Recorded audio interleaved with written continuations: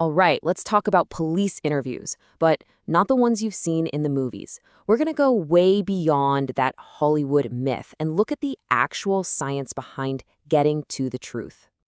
So, when I say police interrogation, what pops into your head? For most of us, right, it's that classic scene, the single harsh light bulb swinging overhead, a detective yelling across a cold steel table. It's this high stakes, dramatic showdown. Go ahead and picture that, because we're about to flip that image completely on its head.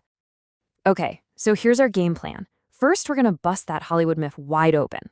Then, we'll look at the old way, aggression, versus the new way, empathy. We'll get into the science of building rapport, see how evidence is used like a puzzle, and then we'll talk about the very real dangers of getting this stuff wrong. It all comes down to justice being on the line. All right, first up, let's tackle that myth, the one the movies get so wrong. Yeah, you know exactly what I'm talking about. The yelling, the table pounding, that detective leaning in screaming, "We know you did it." The whole point is just to apply as much pressure as possible, hoping the suspect will just break. And look, it makes for great TV, right? But here's the thing science is telling us. It's not just fiction, it's actually a terrible way to get to the truth. And that really gets us to the core of this whole thing. It's basically a showdown between two totally different philosophies, the old school aggressive tactics versus a modern approach that's actually backed by science. You know, the biggest difference really boils down to the goal. The old way, that adversarial approach, it's all about confrontation. It's laser focused on one thing and one thing only, getting a confession. But the new rapport-based approach, it's playing a totally different game. It's all about empathy, asking open-ended questions, because its goal is so much bigger and honestly way more valuable.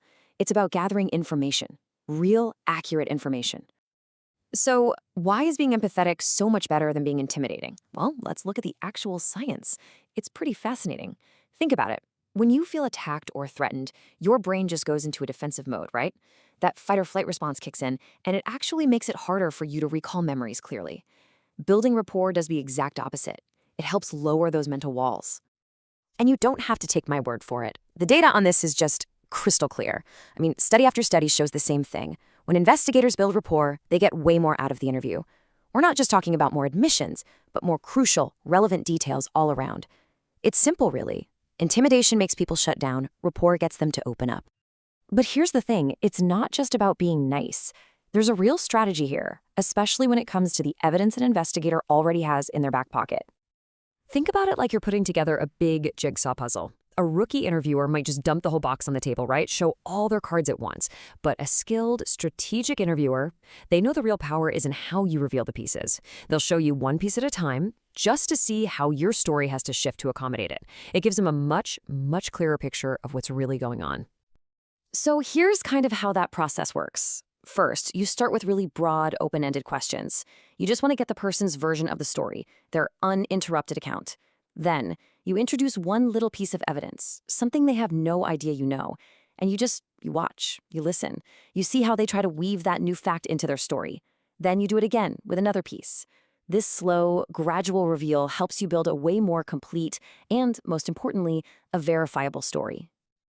Okay, so while these new techniques are incredibly powerful, they also come with a huge responsibility. Because just like the right questions can uncover the truth, the wrong questions can literally create a false one. And this brings us to a really critical psychological concept. It's called interrogative suggestibility. What does that mean? Well, in simple terms, it's how easily a person can be influenced by misleading questions, especially if they're getting negative feedback, like being told their answers are wrong. The scary part is, it's not that they're trying to lie, it's that their actual memory can get contaminated by the interview itself.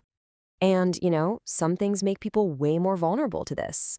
Just think about it for a second. Someone who's under an insane amount of stress, they're not thinking straight. Someone who doesn't tend to second-guess things, they might not stop and question what's being suggested to them. And then you have people with really compliant personalities. They just want to be helpful, and they might end up agreeing to something that simply isn't true. It's a really dangerous cocktail in a super high-stakes situation. And this is why this isn't just some interesting psychological theory. I mean, these techniques and the very real dangers of getting them wrong have massive real-world consequences for our entire justice system. Because when you have an interviewer using leading questions on someone who's highly suggestible, the absolute worst can happen. People can and do confess to crimes they did not commit. This isn't just a possibility, it is a documented reason for wrongful convictions. The research on this is absolutely clear. Using these old-school, high-pressure, or suggestive interview tactics poses, and I'm quoting here, genuine risks to justice. I mean, the stakes just couldn't be any higher.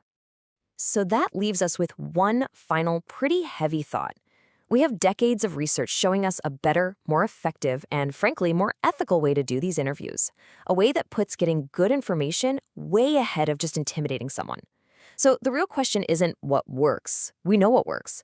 The real question is, what happens when we choose to ignore the science?